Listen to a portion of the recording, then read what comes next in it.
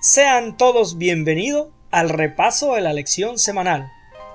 Es un verdadero placer que nos pueda acompañar esta semana. Conducido y dirigido por la doctora Esther Rosa y Ernesto de Paz. Sean todos bienvenidos, es un verdadero placer que nos pueda acompañar. Una semana más, ya estamos en el mes de diciembre.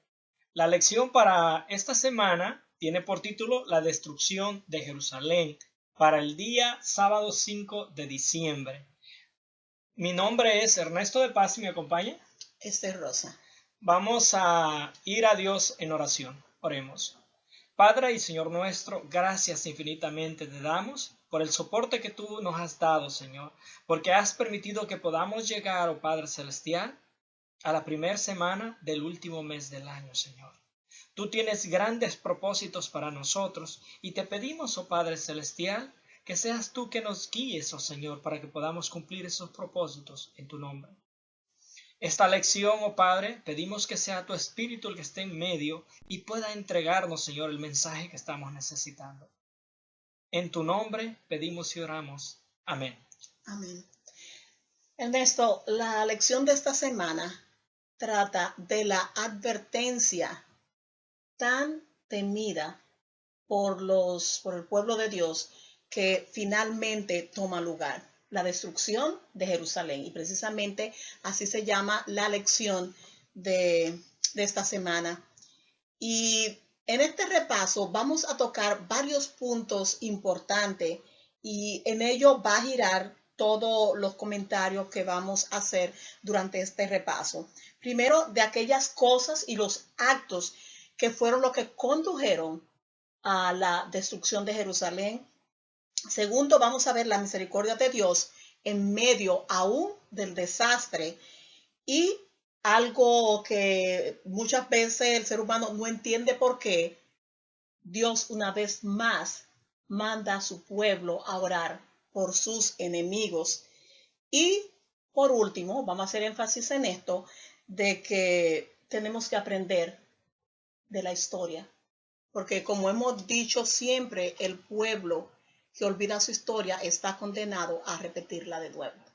Ok, vamos a dar lectura al versículo de memoria. Dice: y procurad la paz de la ciudad a la cual os hice transportar, y rogad por ella a Jehová, porque en su paz tendréis vosotros paz. Jeremías 29:7. Qué bonita promesa.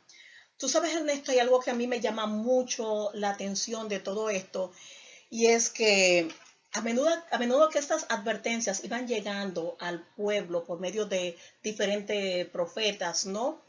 Y ellos seguían desobedeciendo, los castigos iban acrecentándose y eran aún más fuertes.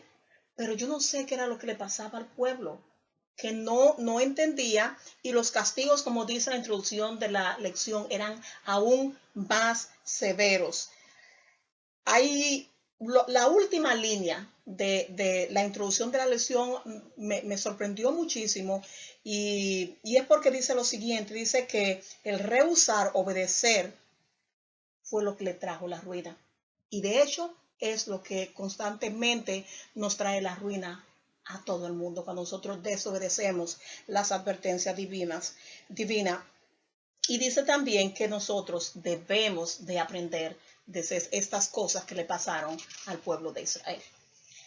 Recalcando, ¿no? Es el caso de lo que dice la palabra de Dios, que lo que fue escrito para nuestra enseñanza. Llanto portamos. A mí me llama la atención, esto es así como cambio de Dios. Por ejemplo, llanto portamos, es el tema que aparece en domingo. Aunque Jeremías se pudo haber sentido solo, aparece otro profeta diciendo la misma trayectoria del mensaje, en el caso de Ezequiel. Ezequiel fue un contemporáneo de Jeremías y él hace la parte de la confirmación de lo que Jeremías les venía diciendo. Y por ejemplo en Ezequiel 8 aparece la visión que les mostrara al profeta Ezequiel. y de lo que estaba haciendo el pueblo. Entonces, son cosas, por ejemplo, cosas muy graves. Y voy a hacer pequeños puntos, por ejemplo, lo que resalta de esos versículos en ese capítulo. Por ejemplo, en el 10 dice que ellos tenían toda forma de reptiles en el templo. En el 11 dice que estaban con inciensos. Me imagino que estos inciensos no eran para Dios, eran inciensos como los hijos de Aarón, inciensos en contra de Dios, inciensos paganos. En el 12 dice que tenían cámaras pintadas de imágenes. En el 14 dice que las mujeres estaban endechando a Tammuz, estaban sufriendo, estaban adorando a Tammuz. ¿Qué es un endecho? Es cuando endecharte está relacionado cuando alguien muere o un tipo de adoración. Por ejemplo, estás dolido por la situación que pasó. ¿Y Tammuz? ¿Quién era Tammuz? Lo que podemos comparar a Tammuz ahorita, Tammuz era el dios de los babilonios. Entonces ellos habían adoptado la cultura dominante, pero estaban haciéndolo en el templo. Esto fue una visión que se le presentó al profeta. Ahora, aparte de eso, estaban adorando al sol. Esto lo dice en el 16. Y en el 17 a mí me llama la atención algo.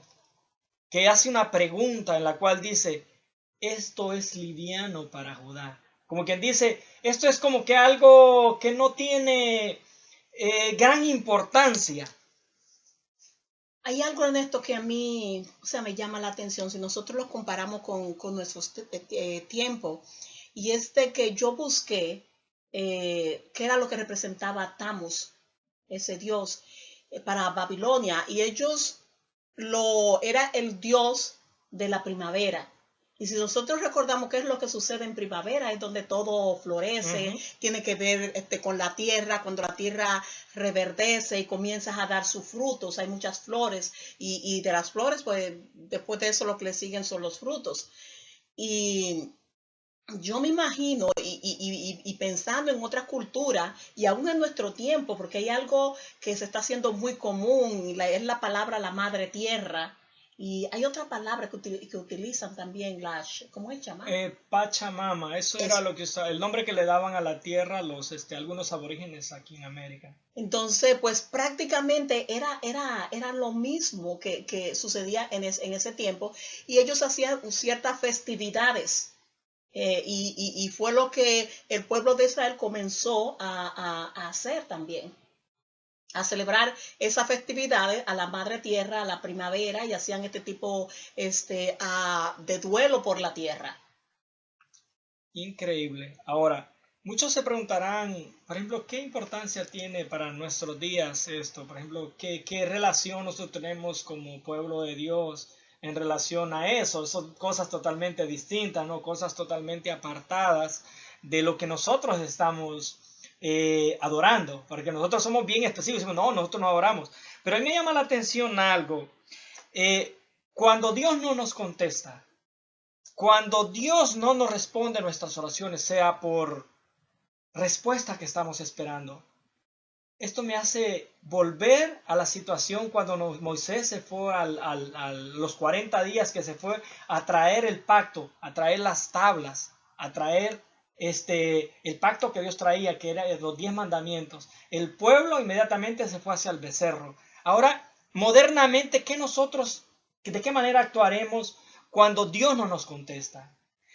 Yo he visto, por ejemplo, muchos cristianos que a la hora que Dios no le contesta, van y buscan respuesta en adivinos, buscan respuesta en diferentes situaciones, buscando respuesta. Había una persona que me decía a mí, no, es que yo soy cristiana, pero a mí me ha convencido la respuesta que estas personas están con Dios.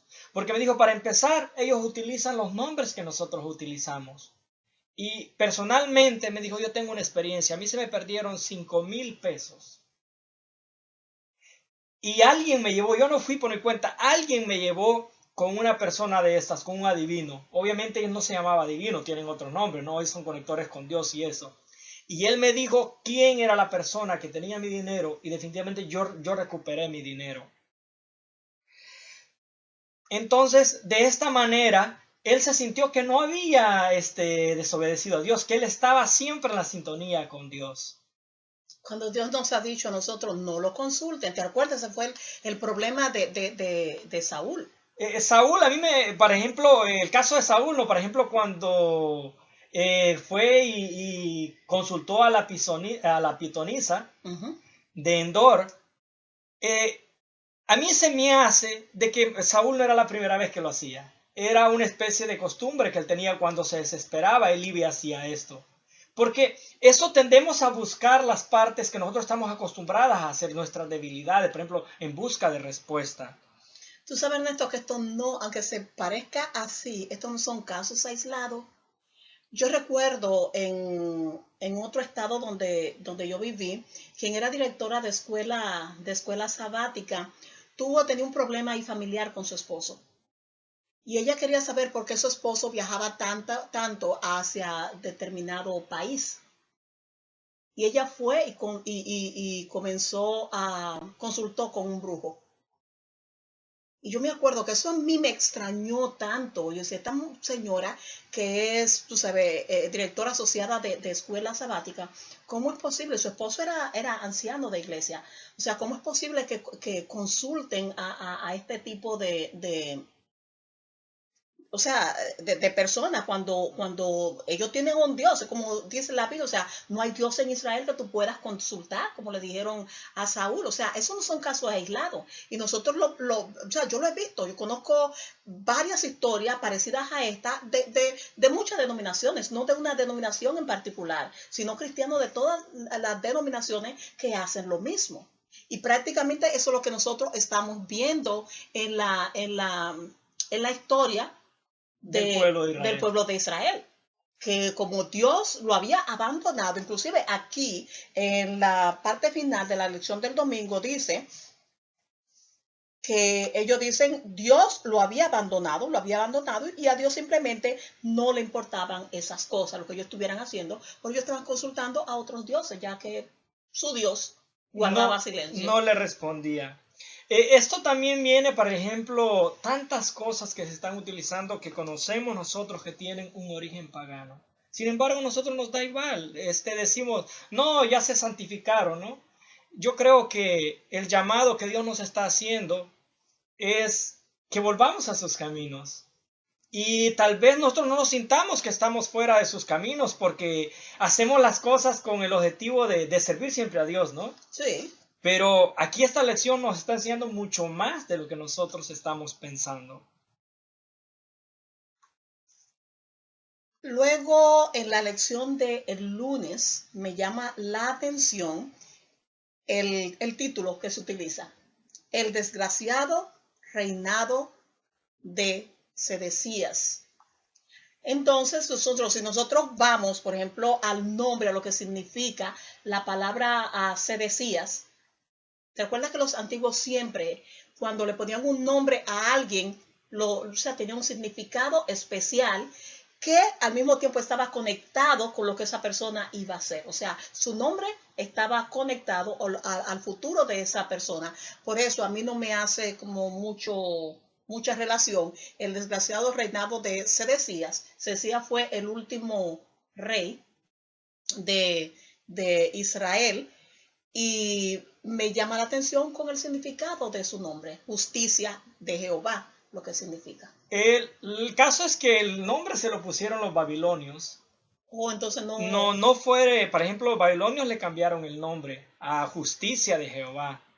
Llama la atención que un pueblo, por ejemplo, pagano, ¿no? Porque era un pueblo pagano y de hecho el pueblo de Israel se quejaba de esto, que cómo iba a ser posible que un pueblo pagano viniera y les hiciera justicia, ¿no?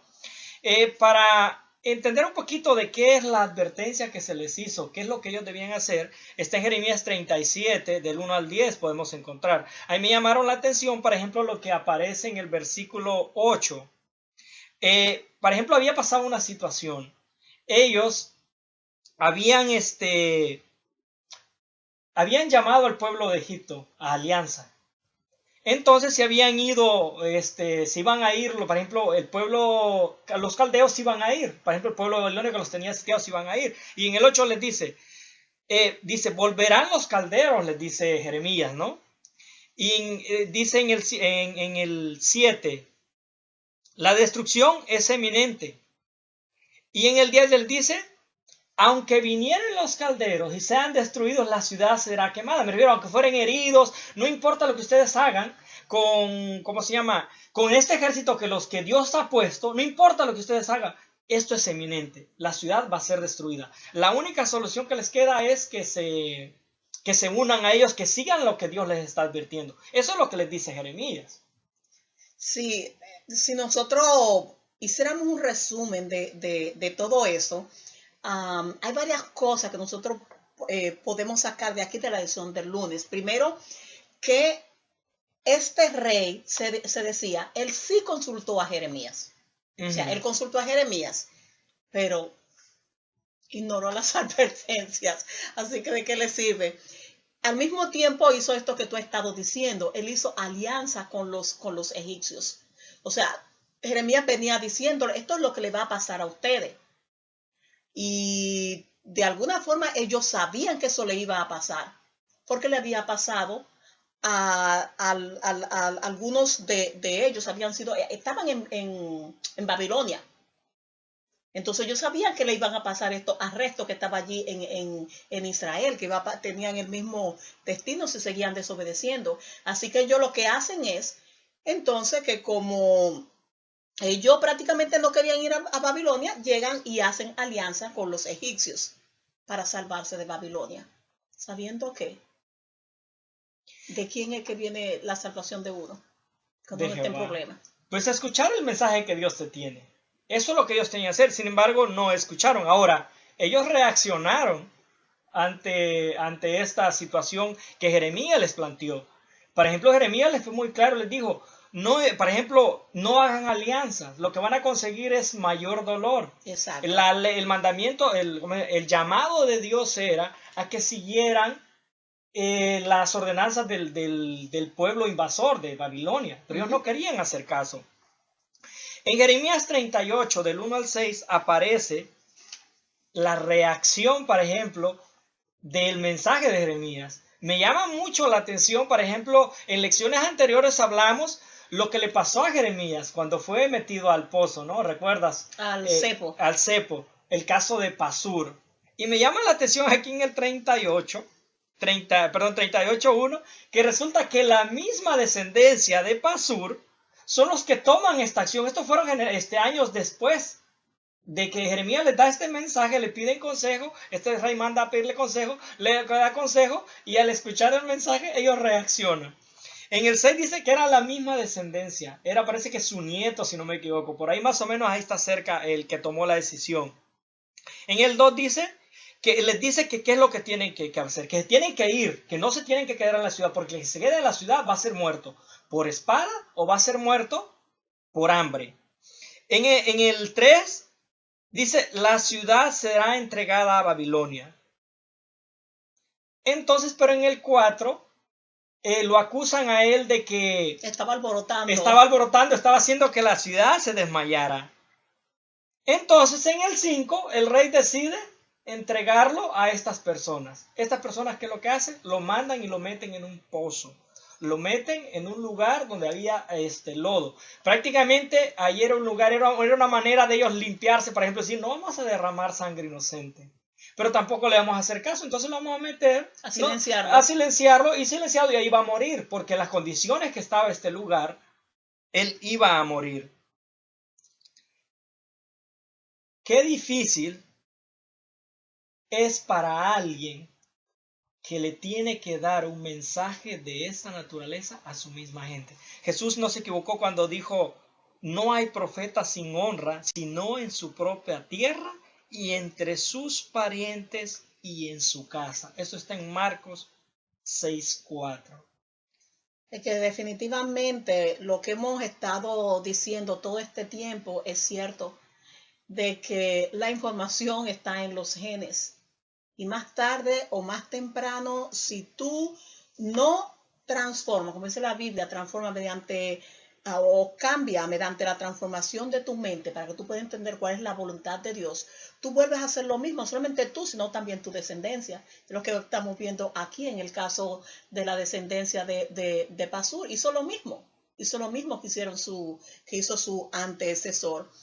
Y Yo creo que si algo debemos de aprender de aquí de la lección del lunes es que en este caso la salvación no venía de los egipcios como ellos estaban esperando.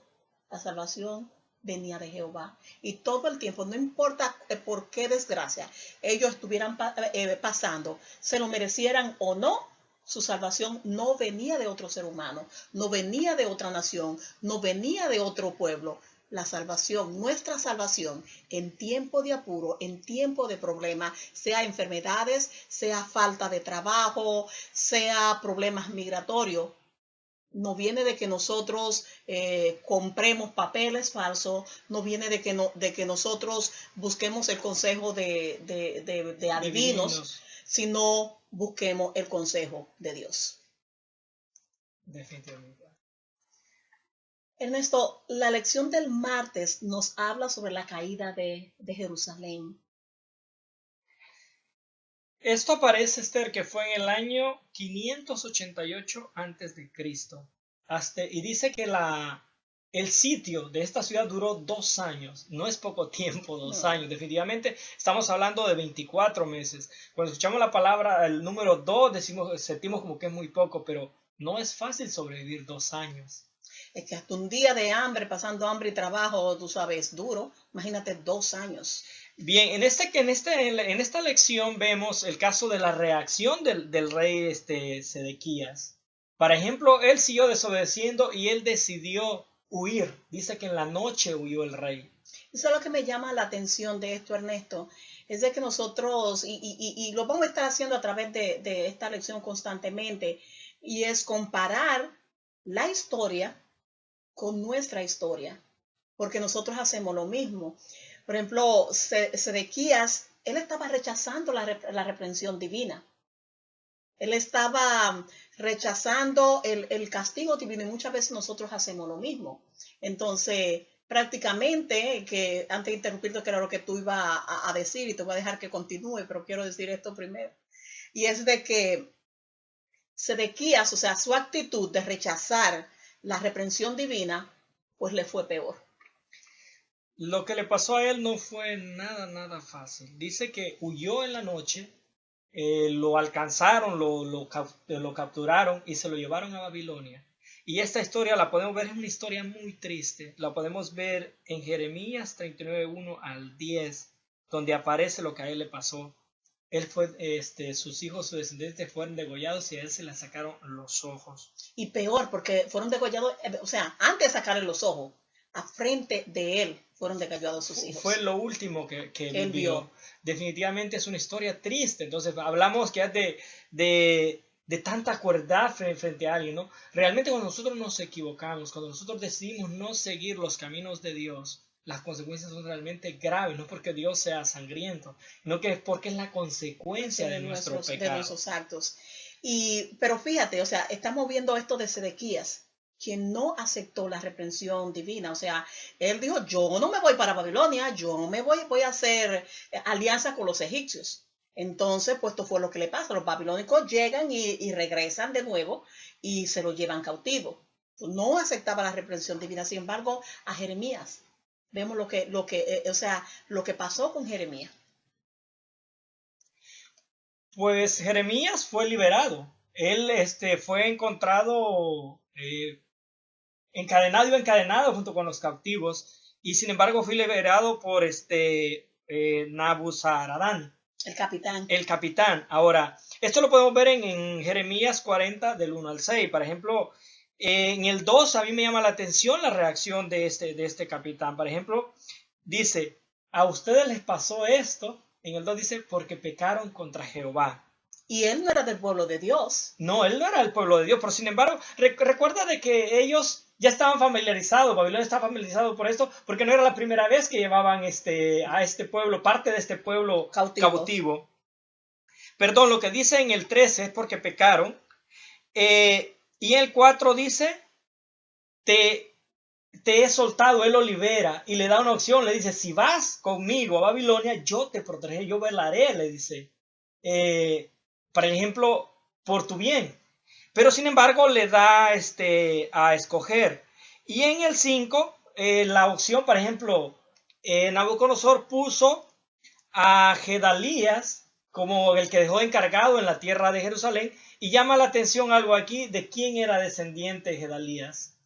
Era descendiente de Ahicam, y Ahicam en lecciones anteriores leímos que fue el que intervino también porque no mataran a Jeremías en la primera ocasión cuando lo mandaron al cepo. Y eso podría resultar curioso para mucha gente. Y de nuevo voy a repetir la misma cosa.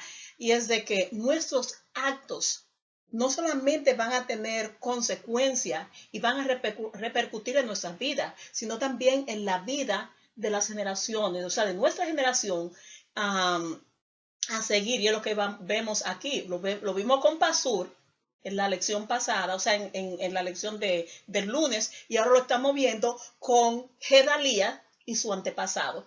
En la lección del martes. Ahora vamos a la lección del miércoles, donde habla de todo tu corazón. Tú comentabas, por ejemplo, aquí hay algo muy interesante, ¿no?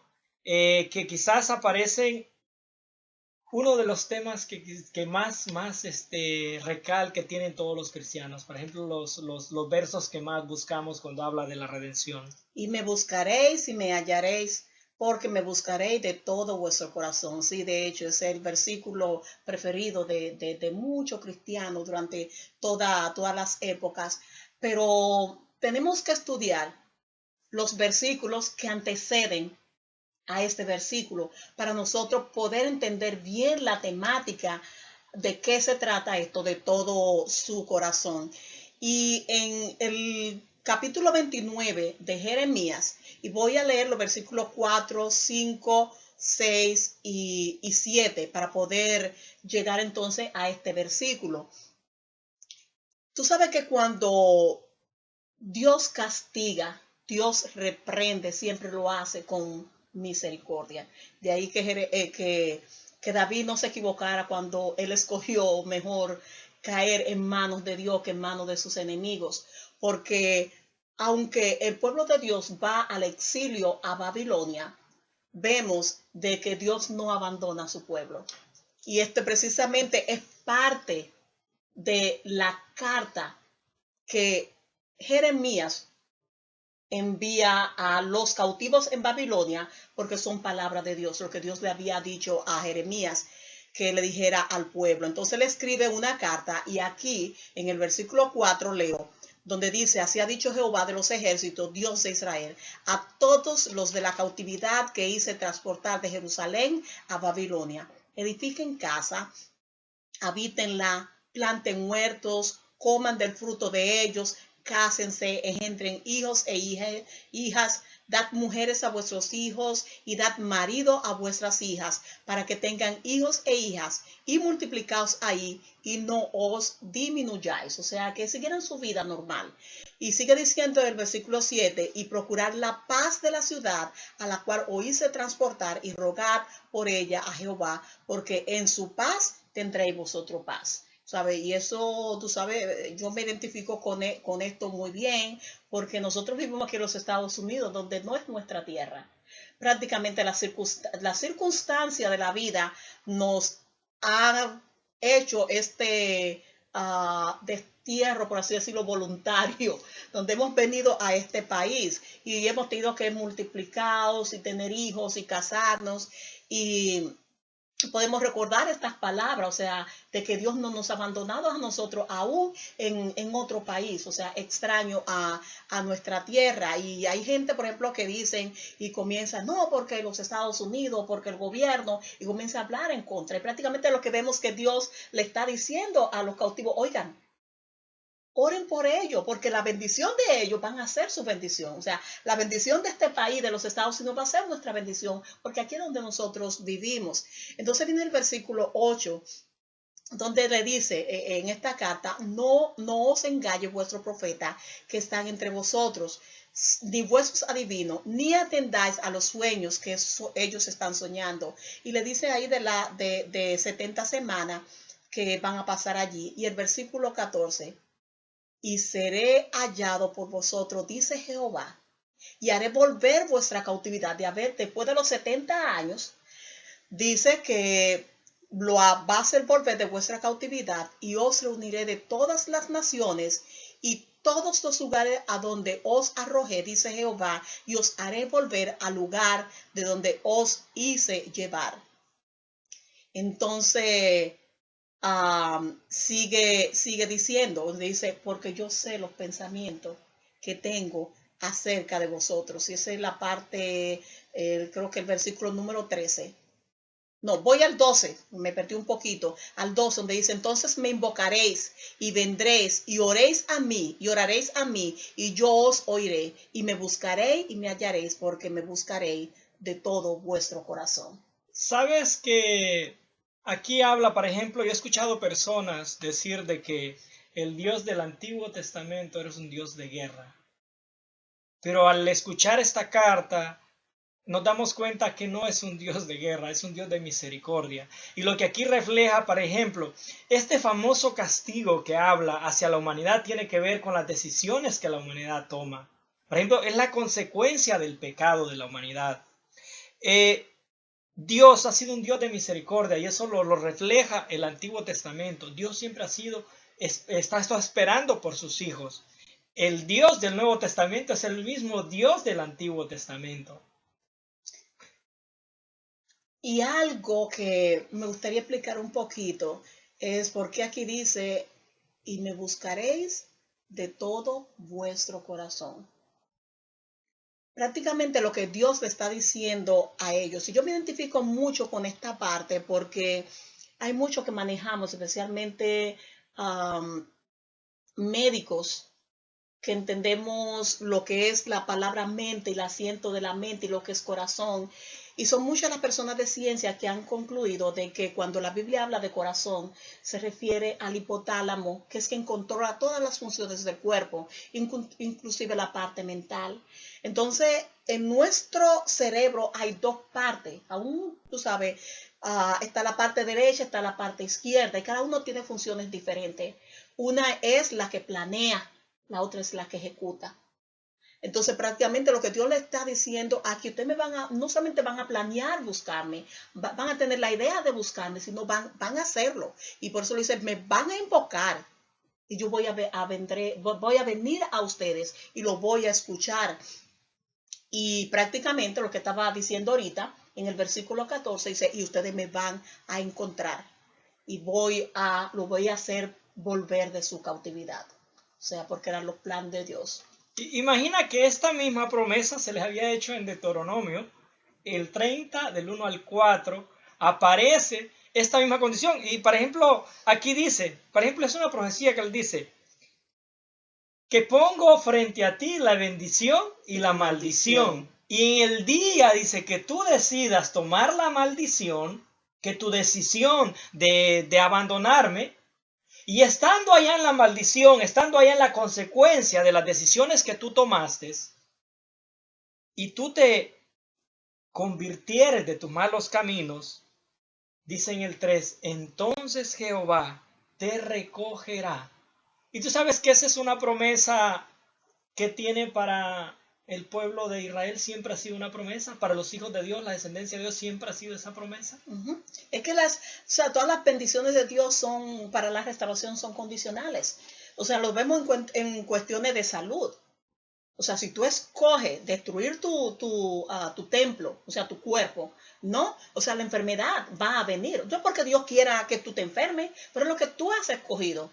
Pero si tú escoges seguir el bien, o sea, lo que Dios ha provisto para la restauración de nuestro cuerpo, de cómo tratar nuestro cuerpo, pues, o sea, Dios va a escuchar y te va a restaurar. Y prácticamente es lo que está haciendo aquí. Constantemente son condicionales las bendiciones de Dios. Y somos nosotros los que tenemos que escoger o la bendición o la maldición. O la maldición. En el caso del jueves aparece los 70 años. Tiene como título tal. Las profecías de Jeremías tuvieron un doble efecto. Por ejemplo, estos 70 años tenían que ver con la desobediencia que ellos tenían, que habían tenido con Dios. que no habían cumplido su reglamento, no habían dejado descansar la tierra. Si revisamos todo lo que hemos venido hablando, esas lecciones, es que no hacían justicia ante los necesitados, explotaban, hacían todo lo que Dios les había mandado que no hicieran. Entonces les dice que hay un tiempo en el cual determinado, por ejemplo, hay un tiempo de juicio. Y por eso lo que mencionabas anteriormente de que decía que la bendición que hubiera en esa ciudad iba a ser una bendición para ellos. De lo bien que estuviera esa ciudad, si no había delincuencia en esa ciudad, pues obviamente a ellos no les iba a afectar. Ahora, hay que considerar algo. Cuando alguien está en un país extraño y las cosas comienzan a ir mal, normalmente, como dicen por ahí, que la soga se rompe por lo más delgado. Y normalmente los que somos migrantes en este país sabemos lo que eso significa. Somos el chivo expiatorio. Somos el chivo expiatorio. Somos las personas, por ejemplo, comienza a haber una guerra, lo que sea, a nosotros nos va peor. Comienzan a deportar, que comienzan a hacer esto, las leyes se vuelven más rigurosas y normalmente comienzan a buscar culpables, aunque no sean culpables. Y eso lo podemos ver en la historia. Por ejemplo, en la historia sabemos que para el tiempo de un emperador que estaba loco y que quería, en el tiempo de Roma, que quería restaurar la ciudad, él quemó la ciudad y le echó la culpa a los cristianos. Sí. Entonces, para hacer su plan, simplemente, si algo va mal, por ejemplo, este gobernador estaba mal, le fue peor a los cristianos, le fue peor a los que no eran de ese lugar. Entonces, fueron 70 años los que estaban destinados. A mí me llama la atención algo. Por ejemplo, cuando el pueblo de Israel, cuando el templo fue destruido, esto estamos hablando de la primera destrucción del templo, que fueron mandados, el pueblo de Israel Judá desapareció totalmente. Sí. Las dos tribus desaparecieron totalmente. Recordando la historia, volviendo a la historia, en los tiempos de Oseas, que le habló a las 10 tribus fueron diseminadas, esas nunca fueron recogidas. Fueron recogidas las dos tribus del sur. Fue el pueblo que vino a la reconstrucción. A mí me viene una pregunta. Lo que mucho manejamos como cristianos, de que creemos que el pueblo de Israel, que los judíos fueron apartados totalmente y Dios recogió a un nuevo pueblo, que somos los cristianos, ¿no? En el cual Dios quitó las leyes, Dios quitó esto, las leyes ya no están en vigor. A mí me llama la atención, si Dios tuvo esa oportunidad la primera vez de la destrucción del templo, lo mandó al exilio porque ellos habían desobedecido, ¿por qué Dios no agarró otro pueblo de por ahí y abandonó totalmente a su pueblo? Me hago este comentario porque pasó lo mismo después de la muerte de Cristo. En el año 70 el templo fue destruido totalmente. Las ruinas que se reconstruyeron para el llamado de la reconstrucción del templo fueron totalmente destruidas. Y ahorita a través de la lección podemos ver todo eso. Podemos ver el caso de que las consecuencias, lo que les dijo, lo que les iba a pasar.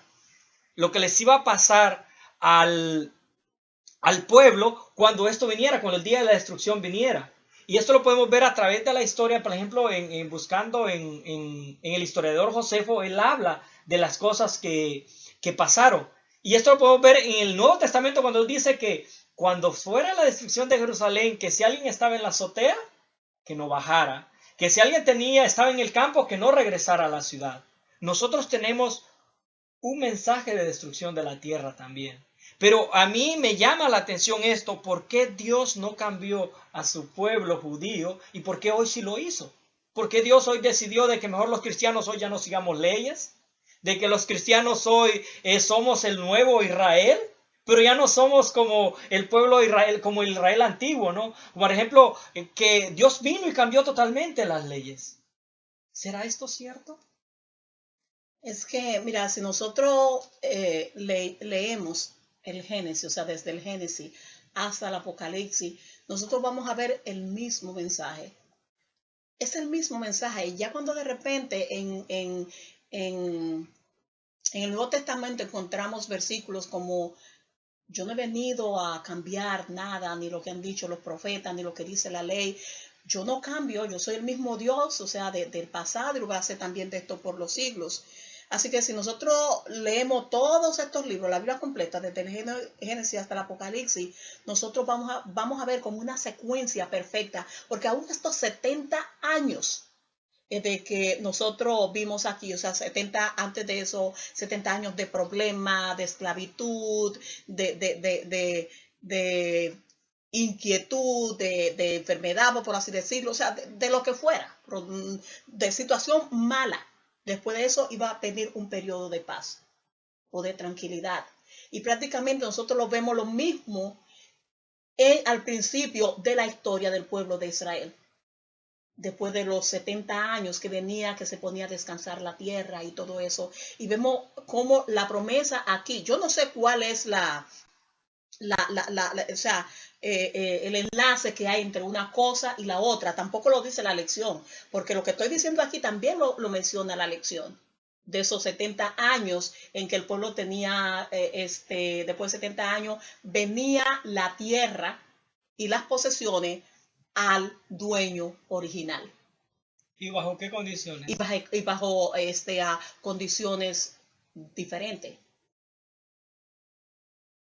Entonces nosotros vemos estos aquí como después de los 70 años Israel iba a volver a su tierra original. Y nosotros lo vemos aquí en la historia del mundo también, que después de cierto periodo, donde involucra la palabra 7 también, viene la tierra y vuelve a su dueño original, al creador.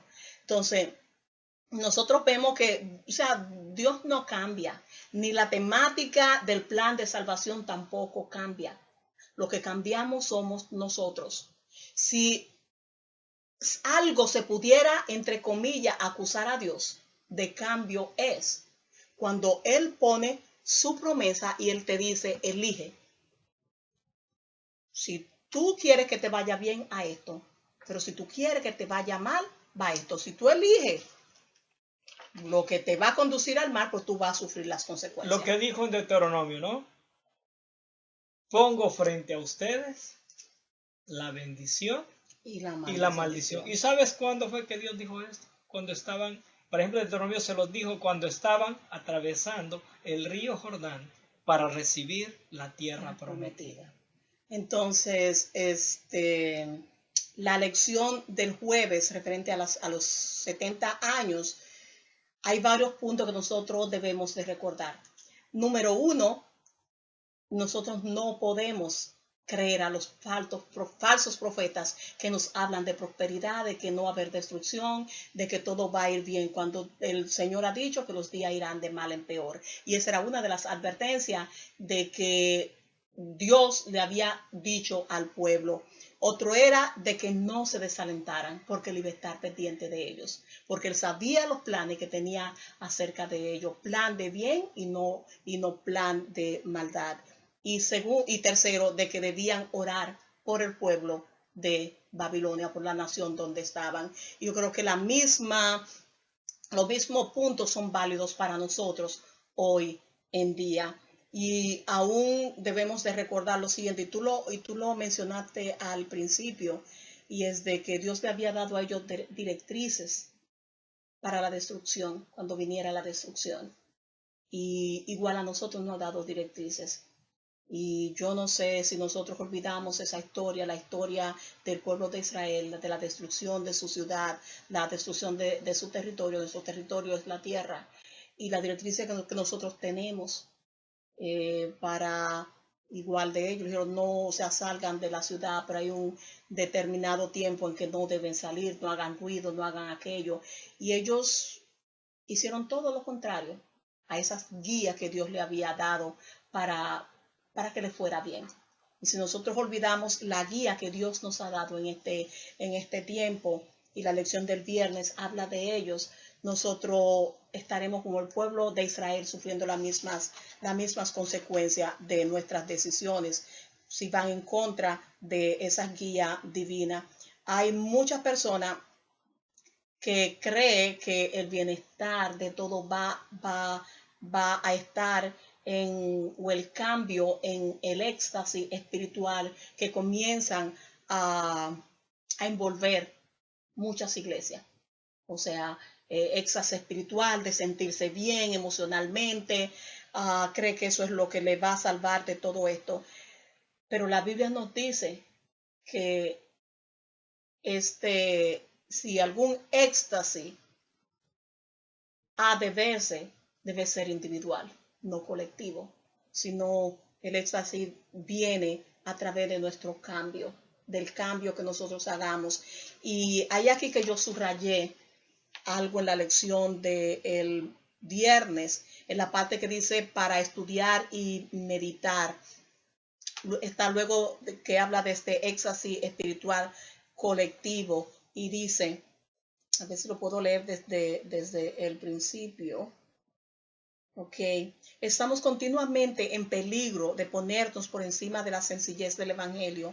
Hay un intenso deseo en muchos de impresionar al mundo con algo original que eleve a la gente a un estado de éxtasis espiritual y cambie el estado actual de cosas. Ciertamente hay gran necesidad de un cambio en el estado actual de cosas, pues no se comprende cómo se debiera el carácter sagrado de la verdad presente, pero el cambio que necesitamos es un cambio de corazón y solo se puede obtener buscando a Dios individualmente, buscando su bendición, pidiéndole su poder, orando ferviente para que su gracia pueda venir sobre nosotros y que sean transformados nuestros caracteres. A esta altura, nuestra verdadera sinceridad debemos de conocer qué es lo que nosotros debemos hacer para ser salvos. Deberíamos de saber nosotros exactamente qué pasos estamos dando para llegar al cielo. Me llamó la atención aquí un texto que Jesús dijo, ay de vosotros escribas y fariseos, hipócritas, porque edificáis los sepulcros de los profetas y adornáis los monumentos de los justos, y decís, si hubiéramos vivido en los días de nuestros padres, no hubiéramos sido sus cómplices en la sangre de los profetas. Así que dais testimonio contra vosotros mismos de que sois hijos de aquellos que mataron a los profetas. Mateos 23, 29 al 31. Y sabes, a la medida que tú estabas leyendo eso, ¿sabes qué me vino a la mente? Posiblemente nosotros no matemos profetas hoy en día, pero podemos matar su carácter. Muchas veces Dios a nosotros nos manda mensaje a través de personas y, por ejemplo, hay alguien que es muy valiosa aquí en los Estados Unidos, no solamente a nivel de la denominación adventista, me refiero a Elena Harmon de White, sino también dentro de la historia de Estados Unidos, porque es una de las escritoras más prolífera que ha dado esta nación. Sus libros se pueden encontrar en todas las bibliotecas de los Estados Unidos. Y hay muchas personas, ella escribió muchas cosas, ella dice de que ella ha escrito de parte de Dios. Y hay muchas personas, no solamente de otra denominación, sino de nuestra propia denominación, que han destruido su carácter. Y es lo que yo he podido ver también en la historia que hemos estado estudiando de Jeremías, que se le destruyó de carácter, su carácter, diciendo que él profetizaba de cualquier otra persona, pero menos de Dios, y que solamente alborotaba al pueblo. Y hay de nosotros, o sea, nosotros no conocemos la relación de nadie con Dios, y muchas veces Dios no puede hablar a través de su profeta, de un profeta, o a través de un escrito, o a través de un predicador. Y si nosotros destruimos el carácter de esa persona porque su mensaje no es popular, ay de nosotros. O porque su mensaje nos está haciendo eco. Por eso dice que lo que tenemos que buscar es nuestra sinceridad. Así que si algo nosotros debemos de aprender de la lección de esta semana es de que aunque Dios es amor, y es cierto, lo vimos en la lección de esta semana, y que nunca abandonas a sus hijos, aunque estén en medio de ese castigo que Él ha enviado. Ay de nosotros si rechazamos ese castigo. Dios es un Dios de amor, pero también es un Dios de juicio. Dios, por lo más que nos quiera a nosotros, no va a pasar por alto las consecuencias de nuestros actos. Ellos nos van a seguir. La consecuencia de nuestras decisiones. Ha sido un verdadero placer que nos haya acompañado. Esperamos la lección de esta semana haya sido de mucha construcción para su vida como lo ha sido para nosotros. El Señor les bendiga. Y hasta la próxima. Bendiciones. Bye.